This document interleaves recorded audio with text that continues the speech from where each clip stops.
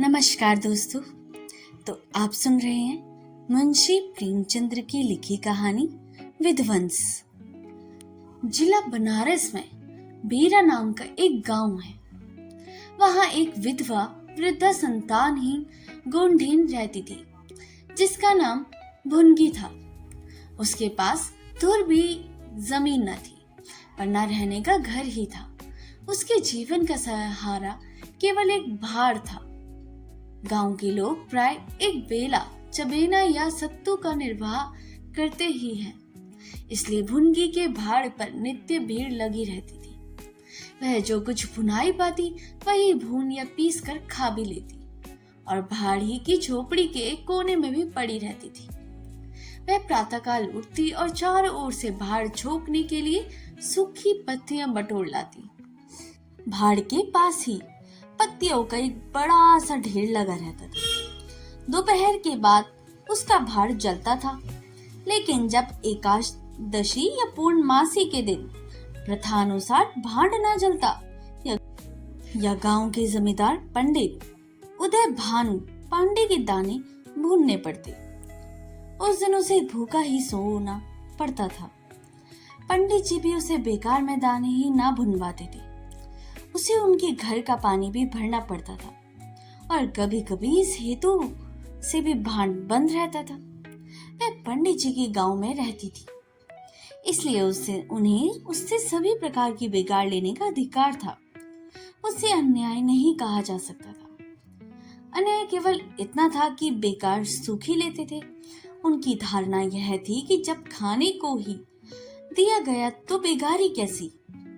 किसान को अधिकार है कि बैलों को दिन भर जोतने के बाद शाम को खूंटे से भूखा बांध देना। यदि वे ऐसा नहीं करते तो यह उनकी दयालुता नहीं है, केवल अपनी हित चिंता है। पंडित जी को उसकी चिंता न थी, क्योंकि एक तो भुनगी दो एक दिन भूखी रहने से मर नहीं सकती थी, और यदि देवयोग से मर भी जाती तो उसकी जगह दूसरे गोंड बड़ी आसानी से बसाया जा सकता था। पंडित जी की यही क्या कम कृपा थी कि वह भुनगी को अपने गांव में बसाए हुए थी। चैत का महीना था और संक्रांति का पर्व। आज के दिन नए अन्न का सत्तू खाया और दान दिया जाता था। घरों में आग नहीं जलती। भुनगी का भांड आज बड़े जोरों पर था। उसके सामने एक मेला सा लगा हुआ था। सांस लेने का भी अवकाश न था। ग्राहकों को जल्दीबाजी पर कभी कभी झुंझला पड़ती थी कि इतने में जमींदार साहब के यहाँ से दो बड़े बड़े टोकरे अनाज से भरे हुए आ पहुंचे और हुक्म हुआ कि अभी भून दो। भुनगी दोनों टोकरे देखकर सहम उठी। अभी दोपहर था, पर सूर्यास्त के पहले इतना अनाज भूनना असंभव था। घड़ी दो घड़ी और मिल जाते तो एक अठवारे के खाने भर के अनाज आ जाता। देव से इतना भी ना देखा गया। इन यमदूतों को भेज दिया गया। अब पहर रात तक समेटने में भाड़ में चलाना पड़ेगा, और एक नैराश्य से दोनों टोकरे ले लिए। चपरासी ने डांट कर कहा, देर ना लगे, नहीं तो तुम जानोगी। भुनगी, यहीं बैठे रहो, जब भुन जाए तो लेकर जाना। किसी दूसरे के दाने छूओ तो हाथ काट लेना। चपरासी, बैठने की हमें छुट्टी नहीं है, लेकिन तीसरे पहर तक दाना भुन जाए। चपरासी तो ताकीद करके चलते बने और भुनगी अनाज भूनने लगी, लेकिन मन भर अनाज भूनना कोई हंसी तो नहीं थी। उस पर बीच बीच में भुनाई बंद करके भांड भी झोंकना पड़ता था। अतः तीसरा पहर हो गया, आधा काम भी ना हुआ।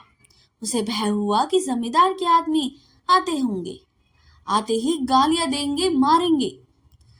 उसने और वेग से हाथ चलाना शुरू कर दिया।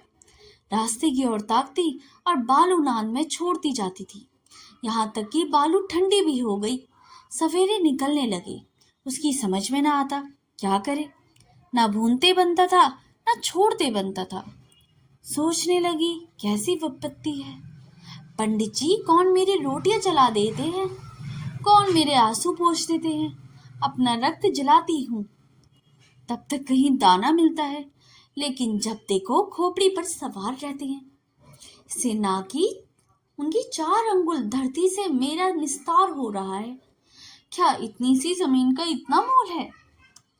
ऐसे कितने ही टुकड़े गांव में बेकम पड़े हुए हैं, कितनी बकरियां उजाड़ी हुई हैं। वहां तो केसर नहीं उपजती, फिर मुझे पर ही क्यों ओटो पहर दोष रहती है।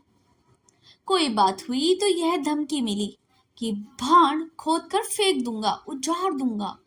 मेरे सर भी कोई होता तो मैं बुछारे सहनी पड़ती। वह इतनी गुस्से विचारों में पड़ी हुई थी कि दोनों चपरासियों ने आकर कर्कश स्वर में कहा, क्यों री, दाने भुन गए? भुनगी ने निडर होकर कहा, भून तो रही हूं, देखते नहीं हो? चपरासी, सारा दिन बीत गया और तुमसे इतना अनाज न भूना गया। यह तू दाना भून रही है या उसे चपेट कर रही है? यह तो बिल्कुल सेवड़े है, इनका सत्तू कैसे बनेगा? हमारा सत्यानाश कर दिया। देखो तो आज महाराज तेरी क्या गति करते हैं। परिणाम यह हुआ कि उसी रात को भांड खोद डाला गया और अभाग्नि विधवा निरालंब हो गई। भुनगी को अब रोटियों का कोई सहारा ना रहा। गांव वालों को भी भांड के विध्वंस हो जाने से बहुत कष्ट होने लगा। कितने ही घरों में दोपहर को दाना ही मस्सिर होता। लोगों ने जाकर पंडित जी से कहा कि बुढ़िया को भांड जलाने की आज्ञा दी जाए, लेकिन पंडित जी ने कुछ ध्यान न दिया। अब वह रोब न घटा सकते थे। बुढ़िया से उसके कुछ शुभ चिंतकों ने अनुरोध किया कि जाकर किसी दूसरे गांव में क्यों नहीं बस जाती, लेकिन उसका हृदय इस प्रस्ताव को स्वीकार न करता। इस गांव में उसने अपने अधीन के 50 वर्ष काटे थे। यहाँ के एक एक पेड़ पत्ते से उसे प्रेम हो गया। जीवन के सुख दुख इसी गांव में भोगने पड़े। अब अंतिम समय मैं इसे कैसे त्यागते, यह कल्पना ही उसके संकट में जान पड़ती थी। दूसरे गांव में कि सुख से यहाँ का दुख भी उसको बहुत प्यारा था। इस प्रकार एक पूरा महीना गुजर गया। प्रातःकाल पंडित उदय भान अपने 2-3 चपरासियों को लिए लगान वसूलने जा रहे थे। कारिंदों पर उन्हें विश्वास न था। नजराने में डांट बांध से रसूम से वह किसी अन्य व्यक्ति को शरीक ना करते। बुढ़िया के भांड की ओर ताकत और बदन में आग सी लग गई। उसका पुनरुद्धार हो रहा था। बुढ़िया बड़े वेग से उस पर मिट्टी को लौंदे रख रही थी। कदाचित उससे कुछ रात रहते ही काम में हाथ लगा दिया था। सूर्योदय से पहले ही उसे समाप्त कर देना चाहती थी। उसे लेश मात्र भी आशंका न थी कि मैं जमींदार के विरुद्ध कोई काम कर रही हूँ। क्रोध इतना चिरजीवी हो सकता था कि इसका समाधान भी उसके मन में न था। एक प्रतिभाशाली पुरुष किसी दिन अबला से इतना कीना रख सकता है, उसे उसका ऊंचा भी ध्यान ना था। वह स्वभावत मानव चरित्र को इससे कहीं ऊंचा समझती थी। लेकिन हाँ, अतभागिनी, तूने धूप में ही बाल सफेद किए हैं। सहसा उदय भान ने गरज कर कहा, किसके हुक्म से? भुनगी ने हक्का बक्का कर देखा तो सामने जमींदार महोदय खड़े थे। उदय भान ने फिर पूछा, किसके हुक्म से बना रही है? भुनगी डरते हुए बोली, सब लोग कहने लगे बना लो तो इसलिए बना रही हूँ। उदय भान, मैं अभी से फिर खुदवा डालूंगा। यह कह उसने भांड में एक कोट ठोकर मारी। गीली मिट्टी सब कुछ लिए दिए बैठ गई। दूसरी ठोकर नान पर चलाई, लेकिन बुढ़िया सामने आ गई और ठोकर उसकी कमर पर पड़ी। उसे क्रोध आ गया। कमर सहलाते हुए बोली, महाराज, तुम्हें आदमी का डर नहीं है तो भगवान का तो डर होना चाहिए। मुझे इस तरह उजाड़ कर क्या पाओगे? क्या इस 4 अंगुल धरती में सोना निकल आएगा? मैं तुम्हारे ही भले के लिए कहती हूँ, दीन की हाय मत लो, मेरी रूह दुखी मत करो। उदय भान, अब तो यहाँ फिर भांड ना बनाएगी। भुनगी, भांड ना बनाऊंगी तो क्या खाऊंगी? उदाभान, तेरे पेट का हमने ठेका नहीं लिया है। भुनगी, टहल तो तुम्हारी करती हूँ, खाने कहाँ जाऊं? उदयभान, गांव में रहोगी तो टहल करनी पड़ेगी। भुनगी, टहल तो तभी करूंगी ना जब भांड बनाऊंगी, गांव में रहने के नाते टहल नहीं कर सकती। उदयभान, तो छोड़कर चली जाओ। भुनगी, क्यों छोड़कर निकल जाऊं? 12 साल खेत जोतने से आसानी काश्तकार हो जाता है। मैं तो इस झोपड़ी की बूढ़ी हो गई हूँ। मेरे सास ससुर, उनके बाप दादे इसी झोपड़ी में रहते थे। अब इसे यमराज को छोड़कर मुझसे नहीं ले सकता। उदयभान, अच्छा तो अब कानून भी बिगाड़ने लगी। हाथ पैर पड़ती तो चाहे मैं रहने भी देता, लेकिन अब तुझे निकाल कर ही दम लूंगा।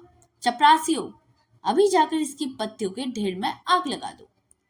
देख कैसे भांड बनाता है। एक क्षण में हाहाकार मच गया। ज्वाला शिखर आकाश से बातें करने लगा। उसकी लपेट किसी उन्मुक्त की भांति इधर उधर दौड़ने लगी। सारे गांव के लोग इस अग्नि पर्वत के चारों ओर जमा हो गए। भुनगी अपने भाड़ के पास उदासीन भाव में खड़ी यह लंका दहन देखती रही। अकस्मात वह वेग से आकर उसी अग्निकुंड में कूद पड़ी। लोग चारों तरफ से दौड़े, लेकिन किसी की हिम्मत ना पड़ी कि आग के मुंह से जाए। क्षण मात्र में उसका सूखा हुआ शरीर अग्नि में समाविष्ट हो गया। उसी दम पवन भी वेग से चलने लगा। ऊर्ध्वगामी लपेटे पूर्व दिशा की ओर दौड़ने लगी। भाड़ के समीप किसानों की कई झोपड़ियां भी वह उस उन्मुक्त ज्वालाओं की ग्रास बन गई।